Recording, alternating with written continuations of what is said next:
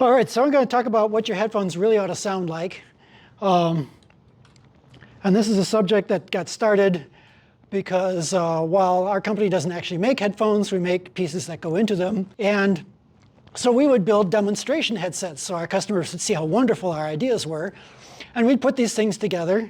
And we knew that Sean Olive had done a lot of work coming up with recommendations as to what a headphone response curve ought to look like. And he had this target response. And it was based on comparing his wall of headphones that he has out at Harman. And he came up with a curve. And so we'd build our headsets dead like that curve, follow the instructions, because we're a real data-driven kind of company. And we get all right. And I hand it to my boss as the head of engineering. And he'd listen to him. And he'd say, "You're not going to give that to a customer, are you?" Well, I don't know. I suppose maybe I can't hear. I'm getting old. I don't trust these ears anymore. And we passed around, and other people say, yeah, it could use a little more high end. And we'd build another design a few months later. Same thing happened again. They need a little more zing to them. And I started wondering, well, maybe, one, there's got to be a better way to plan our headset our product trials to be a little more formal than this, a little better regulated, because there's a lot better ways to do listening trials than just hand something to somebody cold and ask him what he thinks of it. But also, maybe that the Harman Curve isn't quite what we really wanted in a headset. It doesn't seem to really track with what people are buying and what they want. So I started pushing, well, let's get some data. Let's find out really what it is people want, and so we can start hitting this curve. And if we're really lucky, maybe they'll need our parts in order to hit the curve. So we do have a vested interest here, but we tried really hard not to bias the results of this test in our favor. So if you're not familiar with the Harman Curve, it's this curvy shape. So the Harman Curve is not a flat curve. It's not like a loudspeaker where you want to have this flat curve from DC to blue light. Headphones need to have a different response curve because by the time the sound gets from the room to your eardrum, it's gone through a lot of acoustic plumbing and things have changed. And so your earphone has to do something like that. And it's not gone through a lot of plumbing, it's gone through the room from the loudspeaker before it got to you. So that this big bump in the bass here is not just driven by the followers of Beats headphones, but actually this is because in rooms, the sound has been supported by the resonant modes of the room, and you get some extra boom down there compared to what the loudspeaker would have been in an anechoic chamber. And then up here around 3 kilohertz, we need a bump because your ear canal acts like a whistle and resonates right around 3K. And once you put a headphone in that ear canal, it no longer can resonate like that. So we have to make that up again in the earphone. And then out here, things started getting a little vague. And there's a couple problems. One, the standards for measuring headphones and the devices you use to measure them stop at 10 kilohertz. It's the Wild West once you get past that point. And also, it's a lot harder just to control that you're getting consistent measurements up at those frequencies. So if you look at the fine print in Sean Olive's stuff, he says that past 10 kilohertz, we really didn't try to equalize things just right between headphones. And so this curve is, I'm guessing, is basically the response of some Harman headphone that he had handy that was a wired headphone. And I probably didn't have a two-way driver, probably didn't have a tweeter. It's probably even an over-the-ear headphone. And he just said, well, that's probably an example of what's typical, and people seem to like that headphone, so he put that into the curve. But in the fine print, he says, we really only stand by the data up to 10 kilohertz. So that was, and actually in ELISA, there's a nice thing in acoustics today. There is a nice look back over all the papers and work that Sean did. And Sean actually had some comments saying, this isn't the final word. There's room for improvement. People may find stuff. So I take that as heartening that maybe I really can't outdo Sean Olive. And that's big shoes to step into. So if we're going to measure up at these high frequencies, we got to figure out how we're going to do that. And so the first decision I made was that, well, Sean knows what he's doing. He's a fine researcher. Let's copy his methods as much as we possibly can. And so we used the same blind testing method he did with the MUSHRA test system, which we'll talk about more later.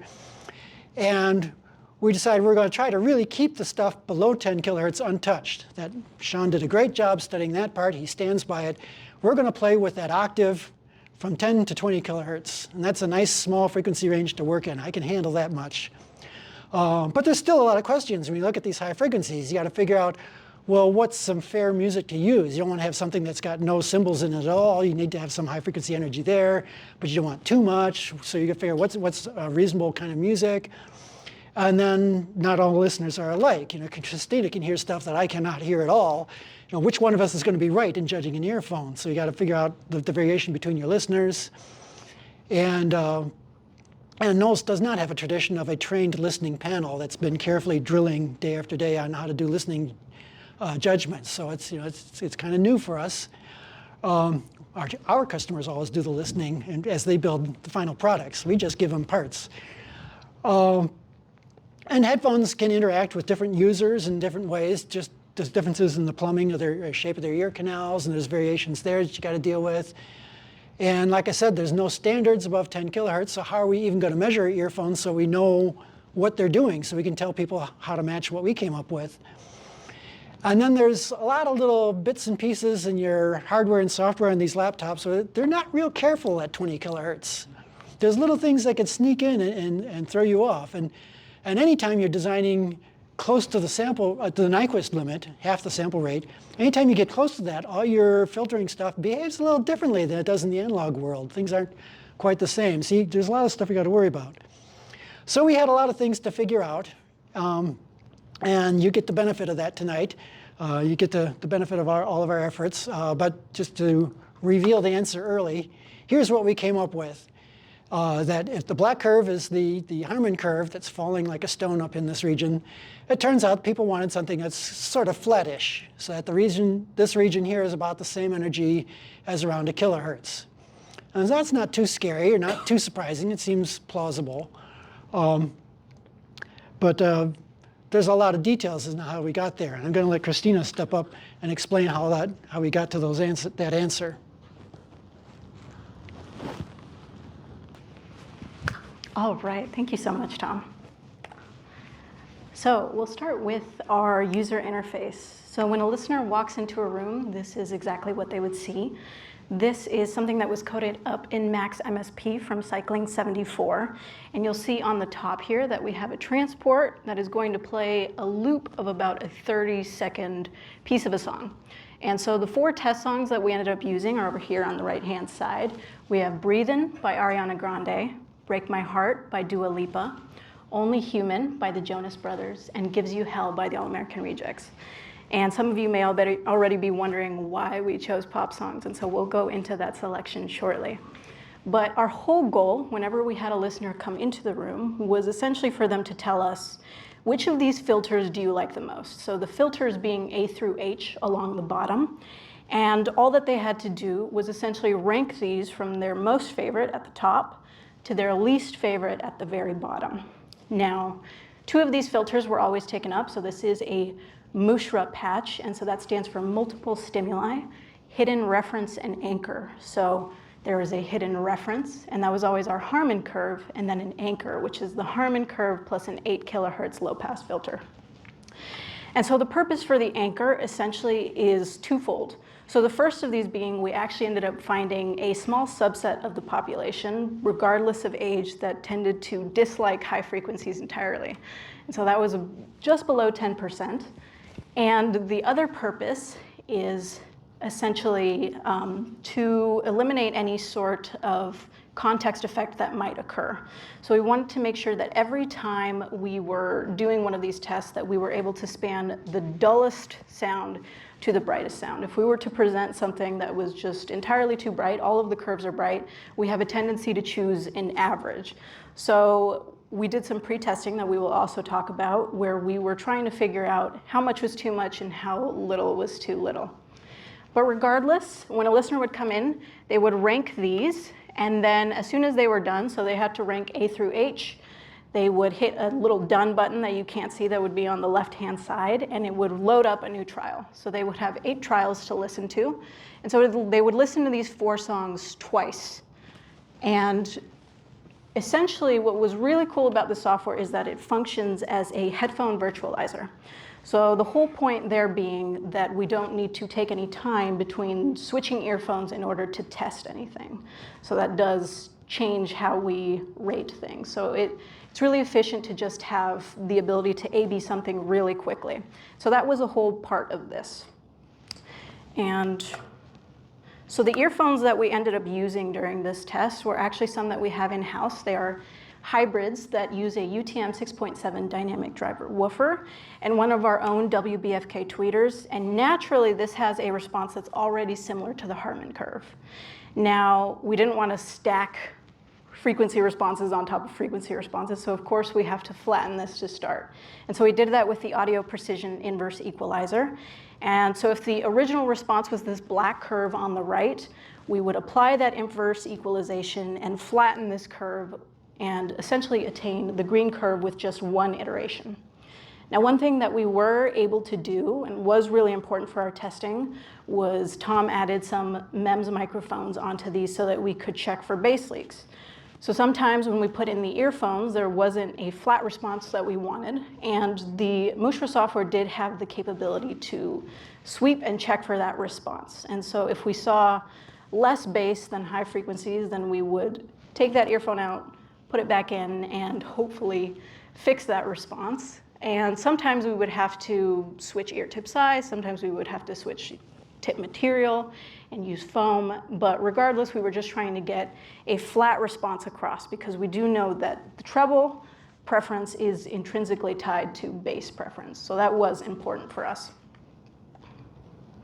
And so after we did flatten the response from those earphones, we had a lot of exploring to do. So we had this whole upper octave to play with, and we weren't exactly sure where we wanted to start. And so we had 4 listening groups, which we will also talk about shortly. And we had the people with the best hearing or the healthiest hearing come in, a group of 5 people that would test this over and over. And essentially, they got abused by us just listening to about a dozen tests and trials. And so the first trials that we were running were using straight boost and shelf filters. And what we ended up noticing here was that there was very little payback for the amount of headroom that we lost. So there was very little improvement to the audibility of that uppermost octave, but we were spending essentially a lot of our headroom. So we abandoned that and we started focusing on a peaking filter. And so the first thing we wanted to do there is start searching for the appropriate center frequency. And so we tried 12, 14, and 16 kilohertz.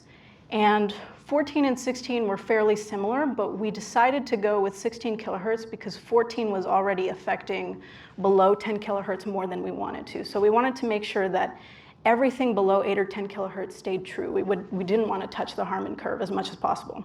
Because they were rated fairly similarly, we went with 16 kilohertz. And then we said, well, let's try changing the Q. What about the width of this peak? What happens then? And what we noticed was, well, when we narrowed it, so we had started with a Q of 4. When we went to a Q of 8, it was a little bit too selective, and sometimes it could have a little bit of a ringing artifact. So we abandoned the Q of 8. And when we went to Q of 2, we started having the same issues as when we were trying lower center frequencies, which is we were affecting the range that we didn't want to affect. So we stuck with the Q of 4 and the center frequency of 16 kilohertz. And then our main test was based off of that and just varying the amounts of boost available. So here on the top in the dashed lines, you will see our modifications to the original Harman Curve. So the Harman Curve being below in the solid black line. Now, that is always our reference. I mentioned that there was always an anchor during these MUSHRA tests. So the anchor being the Harman Curve plus an 8 kilohertz low pass filter. And so that is in gray. Now you'll also notice that if we only had 6 filters to play with after that, there are a lot more curves here than 6. And so what we ended up doing was having 4 different hearing groups. And the first hearing group was presented with plus 3 dB boost through plus 18 dB boost. And for every hearing group, and so these are changing from severity of high frequency loss. we would increment this by 3 dB. So by the time we were at the 4th hearing group, we would have a range of 12 dB to 27 dB.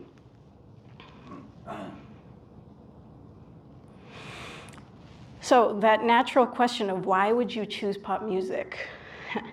I think the natural tendency is probably the audiophile tendency to choose something like Steely Dan, right? And so we started thinking about the end user and what people would be listening to the most. And fortunately or unfortunately, that ended up being pop music. And we still had a lot of questions there. So there, fortunately, is statistical record of all of the pop music that people have liked and has sold the most for the past 65 years. So we decided to leverage that and use the last 20 years prior to the start of our study. So we started in 2021. We used the year 2000 to 2020, and we pulled 10 random songs for each of these years to end up with a batch of 200 songs total. And so we started asking the questions of, well, what is the average frequency content? Because there are so many genres in here, and if we pull a rap song, it probably has a lot more bass than if I were to pull just an electronic song. And we had to make sure that we weren't biasing our results based off of that frequency content. And then we also asked the question of, well, what is audible at a typical listening level? What can we actually hear? And so about this time last year, Tom had asked me to start writing a code to essentially figure all of that out. And we ended up analyzing the 200 songs with 3rd octave equivalent integration. So what I'm going to show you, for the most part, is going to be 12th octave, so you can see more frequency resolution, but it's going to be scaled level-wise to a 3rd octave. And we sourced this from Amazon HD streaming service at 44.1. And we also used an FFT size that gave us an equivalent segment size of roughly 200 milliseconds. And then we also gated out any portions that might change the results. So at some point during the creation of this code, I came to Tom and I said, well, what happens when there's a really long outro or there's a really long intro, and how does that change our response? And so what we ended up doing was including a high frequency gate.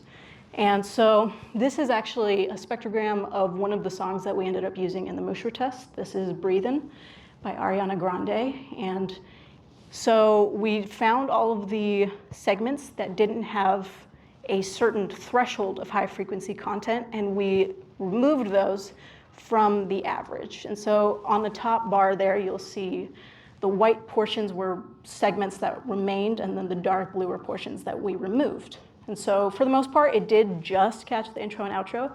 There were a couple portions throughout the song, usually in transitions between sections, so maybe coming out a verse into a chorus.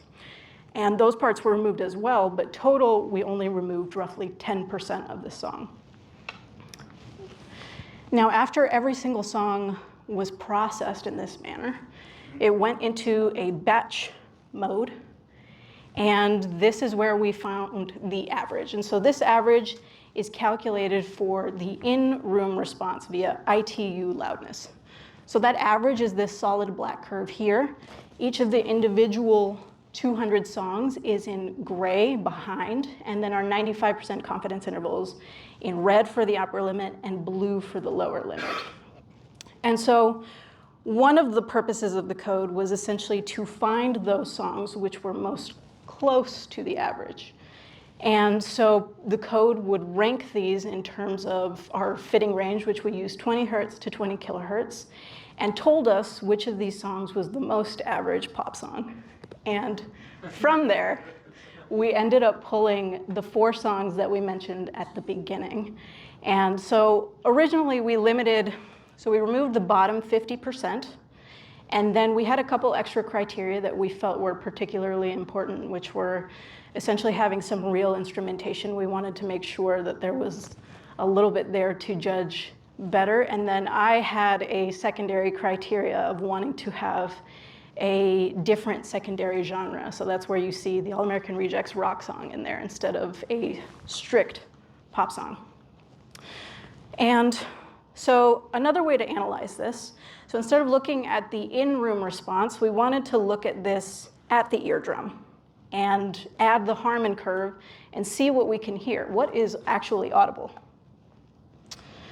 And so that is the solid black curve on the left here. And when we overlay a threshold for an average 22 to 35-year-old, which is in green on that same graph, we can look at the intersect and see that about at a 15 kilohertz, this individual should not be able to hear anything above that.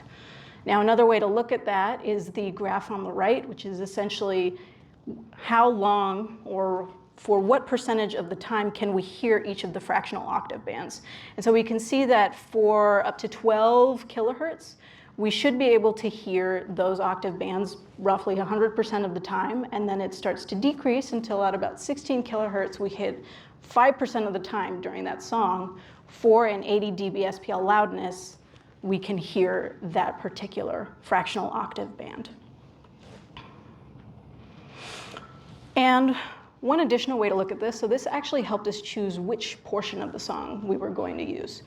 So this is looking at that uppermost octave, and this time in 6th octave bands. We felt like 12 was a little too much to look at. And we plotted this in terms of how much energy content over the course of the song exists for that fractional octave band. And so you can see that by about the 16 kilohertz center frequency, or that rightmost central graph, this individual would only be able to hear that particular fractional octave band on transients during choruses. And so that told us, well, we probably want to use a chorus so they can hear as much as possible. And that also told us that we probably shouldn't be focusing above 16 kilohertz or so, right? Because if we look at 17 to 19 kilohertz, we're roughly 35 dB away from the static threshold, which the static thresholds are in red on each of these plots. And we haven't found an EQ that can fix that yet. So working on that. All right, so we have kind of hinted at the possibility of several curves. And so we really wanted to explore this, just considering the way that our hearing changes as we age, right? We kind of experience a low pass filter, for lack of better terms. And so we had 4 hearing groups. Now we had actually a couple participants that were within the 10 to 21 year group, but we considered them akin to the 22 to 35-year-old group. So there's not a whole lot of shift between those 2 age groups. And so the graph on the left, that data is sourced from the Hugh Knowles Research Center at Northwestern. Now that is Hugh Knowles' family, but that is not necessarily us. But they did do an excellent job of getting this data actually at the eardrum, having that really controlled.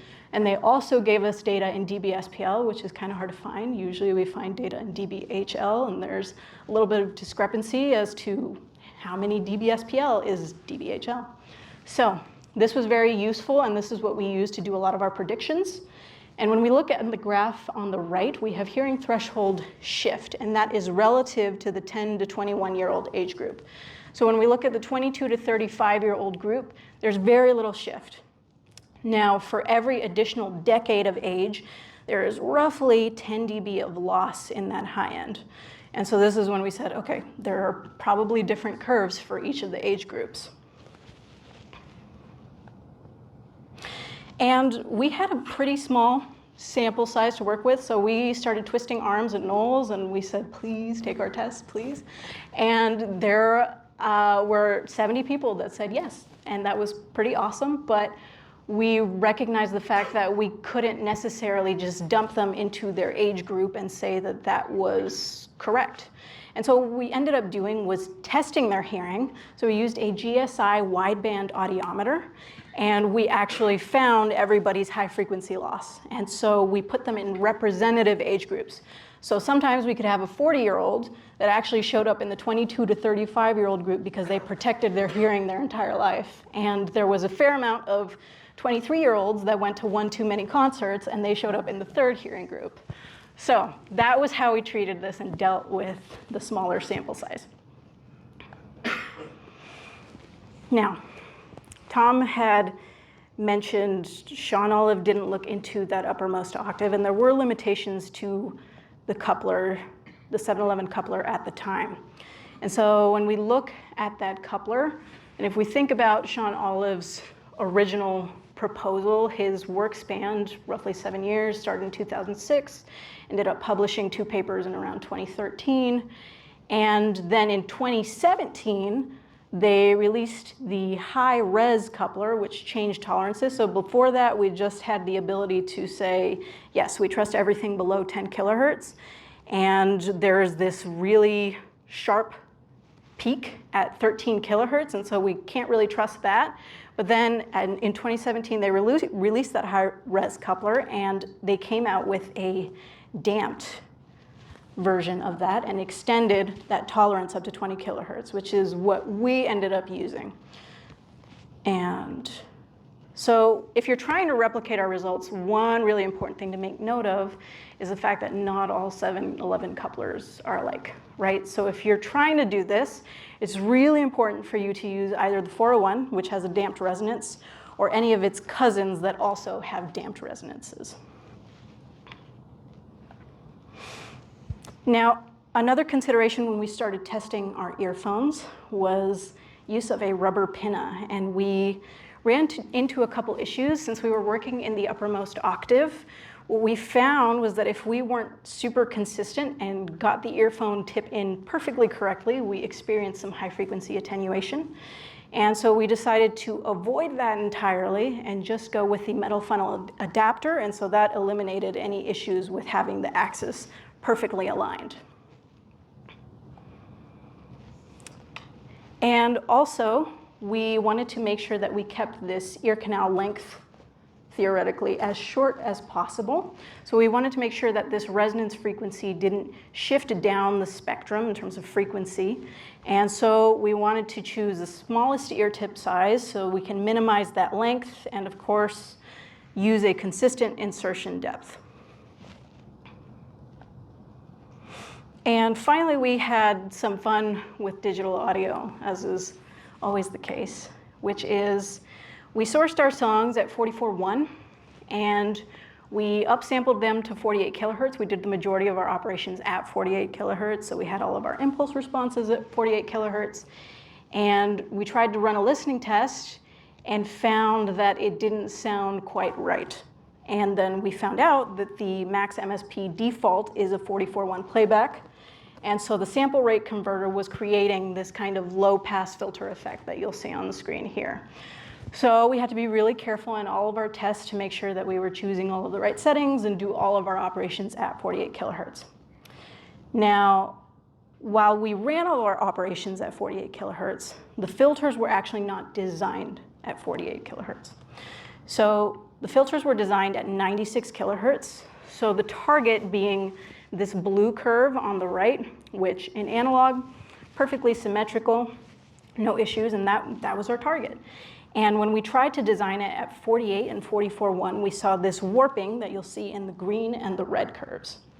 And so while a lot of the change is above 20 kilohertz, and nobody is listening to that range regardless, we do see some of the effect leaking into that range that we were trying to protect so much, which is what Sean Olive had already validated. So we had to design the filters and get impulse responses at 96 kilohertz, and then decimate that down to 48 kilohertz. And that is where we convolved our impulse responses.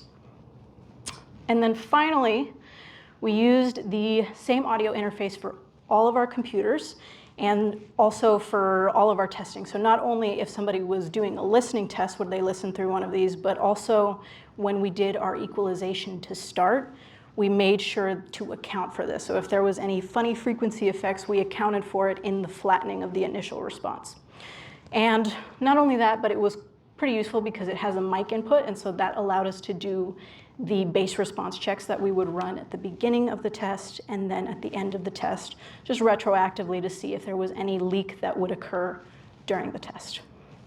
Now, I'm going to hand this back to Tom so he can get to the good part.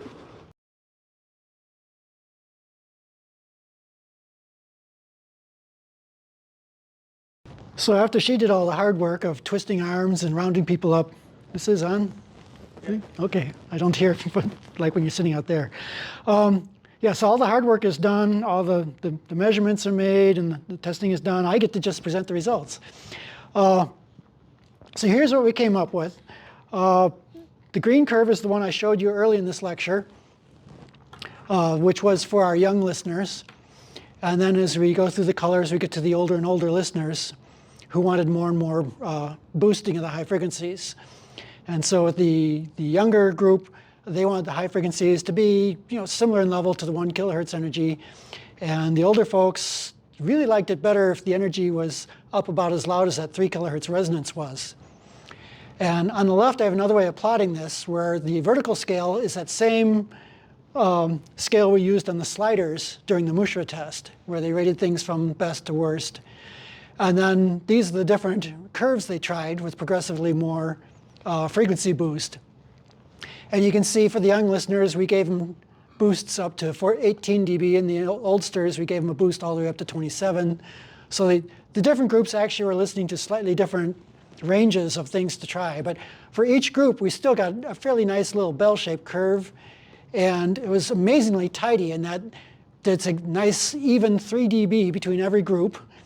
Now remember, we had 3 dB steps, so it's going to be quantized a bit anyway. But it is evenly spaced between all of our groups. For every 10 years of age, it just moved them over to the next step in the choices. And within any one age group, you could have a headphone that's off by 3 dB, a little too much, a little too much, too much or too little treble, and people were still pretty happy if you're within 3 dB. Once you get to 6 dB, though, the ratings start to plummet. It's either too muffled or it's too shrill. So there's pretty clear definition, and I'm showing here averages of all the users in that, or listeners in that group. But if you pull up any one listener, you get the same sort of a shaped curve. Each listener may have wanted slightly different amounts of boost, but you still got this same general curve. Another way of showing this is if I just picked the peak of the curve for each listener and looked at the distribution, their favorite amount of boost spread about over plus or minus 6 dB from the group average. So that in each age group, there'd be some people who really was hoping for a little crisper sound and a group that really didn't want that much boost. And if you would have chosen, say, 15 dB of boost, there would have been somebody in every group who thought that was, you nailed it, you really got the great headphone. And there'd also be people in the group that would just look at you cross-eyed, you're listening to that? So there's a lot of variation within each group. And so if you're going to make a headphone that everybody likes, you want to give them a phone app where they have something they can turn the control for, because there's going to be this rise with age. People are generally going to want to have more boost. And then within the age, they're still going to want, give or take, 6 dB of tweaking to really pull things into what their expectation was for a good sounding headphone. And going back, there is some plausible physical basis for why people wanted these curves. There was an article in the AES journal back in the 1995 where a guy was trying to figure out what the right headphone curve was. And so he measured 20 people's ears, so a total of 40 ears. And he got this nice tangled mess that looks like this. And he did that for multiple different angles. And so these are just head-related transfer functions, mapping how the sound coming from the speaker changes once it gets to your eardrum. And if you average through this mess, you get a curve that looks something like this. Now this was measured, this particular HRTF was measured for this setting here, where the speakers are right on axis, or elevation is matching your ears, and spread about 23 degrees to either side of center. So not quite a full width stereo spread. And there's features in those curves that match our preferred response. So you have the 12 dB boost around 3 kilohertz corresponds, and actually there's a double peak, so you need a broad boost in this region. And then if we look up above 12 kilohertz, you want to have a good 6 dB of boost or 5 dB, and that's right about where we were falling. And then there's this deep notch, and that we never actually really tested that formally. And so we wondered, well, did we miss out on something? Should we really have put that notch in? And we did a couple of informal trials, and we were kind of running out of test time and the patience of our subjects, so we didn't get to explore this a whole lot. But it's a pretty iffy thing. Some people thought it helped a little, some people didn't really want it, but definitely they didn't want a 10 dB notch. They wanted something much shallower to sound normal at all. And I believe that's because this notch is very individualized. You can see there's a lot of spread in the shaded part of this curve, that this notch is going to occur at different frequencies and different depths for different people. But it's also very angle dependent. So if I were to turn while I'm listening to the stereo, if I were to turn my head back and forth, that notch could go away. Especially as you move off to the side, that notch goes away. And if I tip my head up and down, that notch moves up and down in frequency. So this is not a real stationary, anchored feature in what we hear. This is something that is our cue as to what direction the sound is coming from. And so I don't feel bad that we didn't really build it into our curve. Now, if somebody does some more testing, proves me wrong, I won't be that startled, but my intuition is you don't really want much of a notch in that region if you were to include one at all. And it's very likely that you'll upset as many people as you make happy if you start putting a notch in, that it's probably opening yourself up for some trouble. I also was wondering, once we had these preferences, well, what part of that curve that we were adding were they really keying their responses to? What was really important to these listeners? So that takes us back to the issue that Cristina discussed as well. What can they actually hear?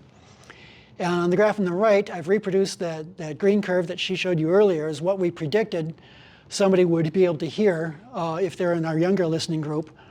And then the dashed line is what they would hear if they traded in their Harman earphone for the one with the Knowles curve. And so it does broaden the bandwidth a little bit. That extra boost did bring things a little bit more of the music above threshold, but not a lot because our threshold curve is pretty steep at that high frequency range. And then we did some listening tests. So we brought back a few of our listeners that we were able to twist their arms and have them listen to the headphone curves where we gave them the curve that was what we expected for their age group, what their preferred curve would be.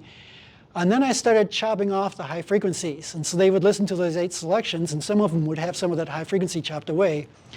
And so the ratings would be fine, fine, fine, and then you chop away a little too much, and then the ratings just plummet, because they can tell you're starting to steal some of their music away. And if we look at the 50% points in these curves, they actually correspond reasonably well, that the youngest group is going to be sensitive to, stops hearing things very often above 14 kilohertz in our prediction. And sure enough, you look at the 14 kilohertz point here, and the ratings have started to plummet. And in this group, we thought that they wouldn't really be able to hear much above 10 kilohertz. And sure enough, once we get below the 12 kilohertz point, the ratings start to plummet. So I feel a little more confident that those initial predictions of what's audible in the music really does hold water. It really does matter to these people. And another way to look at that is if we look at our equalized curves, now you can see that for the green group who had their nice, fresh young ears, that they were really keying in on pretty much that whole region that we were equalizing. But as you get to the guys' retirement age, they're really not keying, they're not going to hear anything past this marker at 10K. This part of even though we were putting in the 16 kilohertz boost, what they were really enjoying was the tail end of that was bleeding down into the 4 kilohertz region. This 4 to 10 kilohertz region was being brought up, and that's what they were able to hear. So if you're trying to save on battery power for an old guy, you only have to boost that stuff up to 10K, and you can actually throw away the stuff above that, and a lot of those people aren't going to mind much. Now, we work a lot with hearing aids in our business. That's been Knowles' bread and butter for decades. And so we know that hearing aids have all kinds of fancy signal-dependent processing where they treat loud sounds completely different than soft sounds. And so it seems plausible that for these older guys who are starting to lose their hearing, that would be a plausible thing to do with the high frequencies of music, too. Now, the curve on the right is an example of what's called recruitment. And the mapping is how loud sound is for people with good ears versus people with older, worn-out ears. And the idea is that if their ears are perfect, you get a nice one-to-one mapping in loudness. But what really happens is as the loudness comes down, you get a very steep drop in loudness as you go down towards their threshold point. In the hearing aid business, this is called recruitment. In the music business, this is called a noise gate. And actually, if I fit a line through that, it's a noise gate using about a 2.5 to 1 expansion ratio, at least for this particular subject here. And if you go through all these different curves, it's plausible that if you have a decent amount of threshold shift, it's going to be in the 2 to 3 to 1 sort of range of downward expansion or gating effect that's happening on the high frequency portion of the music. So it's just the stuff that's over at this right end of the curve. Now the good news is that if you're one of these people who's got a 40 dB change in your threshold, it doesn't mean that your music is 40 dB softer, because most of your music is going to actually be up in the upper part of this curve. As an example, let's say I play music at 90 dB sound pressure level. We did most of our testing at 80 dB, and people thought that was medium to medium loud. 90 is really some real foreground, not concert level, but it's a foreground level music. And based on what we learned about the spectrum of the music, we know that that means that the high frequency stuff is going to be about 20 dB below that. So we're having the 12 kilohertz stuff is probably around 70 dB. So on the 70 dB curve with my 40 dB threshold person, I'm going to need about 8 dB to bring things back up to what it was when things sounded like when they were a kid. If they take the volume knob in their phone, they go down a couple clicks, so they're listening at 80 dB, which is where we did all our testing. Now he's going to say that he'd really like to have 15 dB to bring that treble back up to what sounded right. And if I take it down another couple clicks in the phone and you're down at 70 dB music level or 50 dB for this high frequency energy, now I really wish I had 25 dB of boost. So I need all these different boosts depending on where I adjust my volume control. But it's not just me and my volume control. If the musician plays a few bars a little more softly than the bars before it, he's going to be moving up and down this curve too. Or if a particular instrument's in the back of the mix, now it's going to be riding down in this part, and then the foreground instruments are up in this range. So there's no way I can sit there with my tone control and keep up with the music and keep it sounding right, even if I memorized the song and was ready. That's not going to happen. So we need some sort of dynamic thing. We need the opposite of a gate. We need a compressor. And specifically, we need a compressor that's just tied to that 16 kilohertz boost control. Now, if you look at the way hearing aids are made, this is what they look like. You have a whole dozen or so frequency bands, and each frequency band has its own little compressor, and this compressor has had its thresholds and its ratios all tuned to match your hearing loss, or at least their best guess as to what you would like. But if we just do this simple version where we pass all the music straight into the mixer, and then we take the 16 kilohertz band and we run it through a compressor, now the loud sounds, the compressor is going to duck the level of this branch, and so it's not going to add much. And for soft sounds, this is going to be really weak, but this is going to be brought up because it's compressed. So this is going to dominate. So you end up with response curves that look like this. So for the really loud sound, you just get a straight line across the top. That's just that direct path. And the really soft sounds, the response curve is just that 16 kilohertz filter. And if you take a 16 kilohertz filter, the boost control on your parametric equalizer, and you take everything else away, you realize you get a nice sharp little peak within an octave of that center frequency, but then it settles into whatever the order of that filter is. In this case, it's a second order filter, so you get this 12 dB per octave slope, and then eventually it starts flattening out as we get down to the level where the direct sound was starting to contribute a bit. So for these different loudness of music, the really loud sound, we get no treble boost, and the really weak sound, or low-level sounds, we get this huge treble boost. And stuff that's in between, we get just about the kind of levels that we're using in our listening experiment. So we didn't actually test this operation out. This is all just plausible conjecture. I did try applying an equalizer that was the exact inverse of my hearing threshold. And it's a horrible, awful thing. You don't want to listen to anything that bright unless you turn it down to thresholds where you can just barely hear the music playing. And that's about right. But for medium level, it's just horribly bright. So definitely you want to have something that gives you lots of treble boost for soft sounds and less boost for the louder sounds. So I'm hoping somebody is going to put that into their headphones. There's very little dynamic processing of music in headphones now at all, which surprises me. And if you've used compressors in recording, you know that you don't just have a nice straight line for your compression. There's always other features to it. So if you really want to do this right, at some point when the sounds get soft enough, you want to stop compressing and you want to just give up and let that level drop. Otherwise, you're going to bring all the background noise of the recording up into that clearly audible range. It's going to be really annoying. And at the other extreme, when a brief peak comes by, you want to stomp on it a little harder so you don't overshoot and go into clipping when those peaks come along. So you're going to use that correction for the hearing loss in the middle part, but you're going to do a little something different at the ends just to keep things well behaved with real music. So now it's time to put in a plug for that tweeter. So when I talked about we're going to want at least 12 dB of gain on your high frequency compared to what Sean asked for, and possibly 30 dB of boost for the old codgers who really loved the treble boost. And that's something that's a little hard to come by. That's an awful lot of boost to put into your earphone compared to what we're used to be making.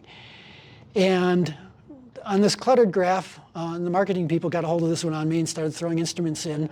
But there's a black curve behind the red curve that continues down here, and that's a real measurement of a 8 millimeter dynamic moving coil speaker in a headphone.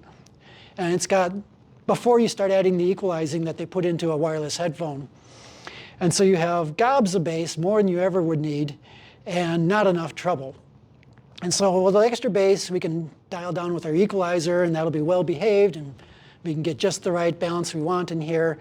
But up here now we got to start boosting, and we got to boost, 10, 15 dB, say, for this particular woofer to get onto that preferred response curve. And so that's asking a bit much. But then when we go for the older people, not everybody's under 30. Looking around this room, I see a few people who are over 30. They're going to want more than this. And so now you're asking for 20 or more dB of boost, and you can get into trouble with that. Because when you take that sine wave and you start making it 20 dB louder, it's got to get 10 times bigger, and you're going to run into the battery voltage of your headphone amplifier. Actually, it's amazing. Headphone amps don't get anywhere near the battery voltage. Most headphones are lucky to deliver half a volt out of their headphone amplifier, even though they're running on a 3.5 volt battery. It amazes me that they're so constrained. Part of it's they're trying not to blow your ears off, because they still get reasonably loud if you crank them up.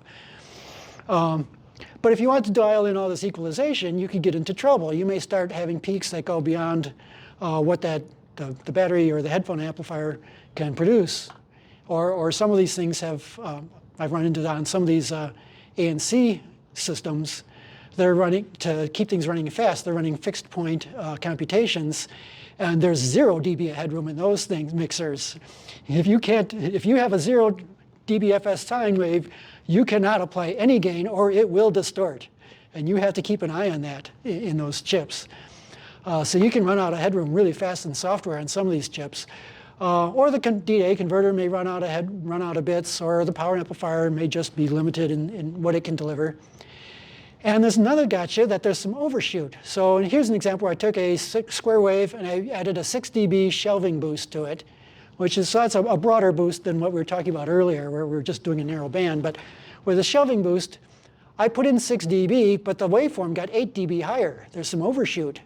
So you're not only burning up all this headroom from the amount of gain you put in, but then there's going to be some overshoot that burns up even more headroom. So gain can be dangerous in these systems. You may end up brightening up the sound, but also crunching it so much people wish you hadn't brightened it up. And that was something we had to be real careful during our testing, as I was always checking to make sure that with our high gain filters and stuff that we weren't overdoing it. The other thing is it does consume some power. Now, granted, in our spectral measurements, you saw that the high frequency energy is lower than the base energy, so it isn't the biggest consumer of power. But when you start putting in 20 dB of boost, you are going to consume significantly more power, because the power goes up with the square of the voltage. So if I put in 6 dB of boost, I'm going to start burning 4 times the power at those high frequencies. 20 dB, I'm going to be burning up, that's 10 times the voltage, so that's 100 times the power. So that can shorten your battery life by a factor of 100. People might notice that. Now, that's only if you listen to 20 kilohertz sine waves all day long, but that's a little extreme. But still, you could cause some trouble. So we covered a lot of ground tonight, and just to remind you of the key points, you don't have to remember all the stuff we talked about, but you're going to want compared to the Harman Curve, you're going to want a good 12 dB more high-end to keep people happy. And there's products out there that are already in that ballpark, but not all of them. So you're going to want to have more high-end than the Harman Curve. And older people are going to want even more high-end than young people. And this is something I was really curious about at the start of the project. I didn't know, when you give somebody a pair of headphones, do they want the music to sound just like when they're not wearing the headphones? Or do they want to sound like when they're in college? And it looks like everybody wanted, well, except for the haters that wanted no trouble, nothing to do with trouble. Aside from that minority, the rest of them really wanted things to be back like when they were young. They wanted to bring back all that high frequency energy they used to hear. And then if you're going to mimic our results, you got to use our same coupler. And no, I'm not endorsing Gross, but that was a very convenient thing for us to use. And there is not a Brulenkere or Head Acoustics equivalent for that coupler. So you're kind of stuck buying one of them. There's several models from Gross, but you are kind of stuck using one of their damped ear simulators if you want to match our results.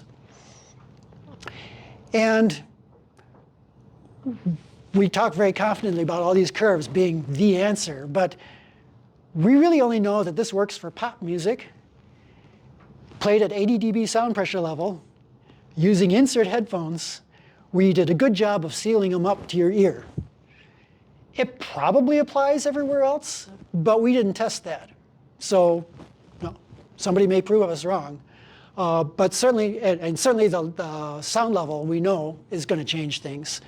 And I'm a pretty firm believer that if it works for pop music, it'll work for everything else. I've always found it very insulting when you get your stereo and it has the jazz setting and the rock setting and the classical. It's like all jazz engineers made this mistake and all rock and roll engineers made that mistake, but we know how to fix it. I don't think that happens. People mix these genres, know what they're doing. That stuff sounds good. So if it works for pop, I think it's going to work for everything else too. It's possible some of our haters who didn't want anything to do with trouble maybe just didn't like pop music, and it was one way to make it go away. I don't know, but that's one of my working theories. And the other thing is, you come up with a curve, you're not going to make everybody happy. You're not even going to make a few of them happy. You're going to have to offer them some sort of personalization if you really want your customers to be happy. We saw a good spread in any age group, and then a clear trend with age. That different curves are going to match different people. So maybe this explains the number of brands and models of headphones that are out there right now, that if you were to sample them all, maybe you would find that one that actually hit your curve. But an adjustable system would let one model cover this. And that's the great thing about wireless headphones is wireless headphones have no snob value. None of the high-end people were going to really say they're wonderful. But they have a built-in equalizer. You have this great opportunity to customize this curve to be dead on right. It takes months of design work and lots of parts to do in a wired earphone. So you can very quickly and easily hit these target curves in something that has an active equalizer, and also allow the personalization. So I am now looking at the wireless headphones with a lot more respect than I used to. And then finally, I'd be happy if these things acted more like hearing aids, but maybe that's a little age bias there. But I can see some real use for some dynamic processing to really make things sound right all the time, not just at 80 dB sound pressure level. And you made it through. So now it's time for Stump the Chump.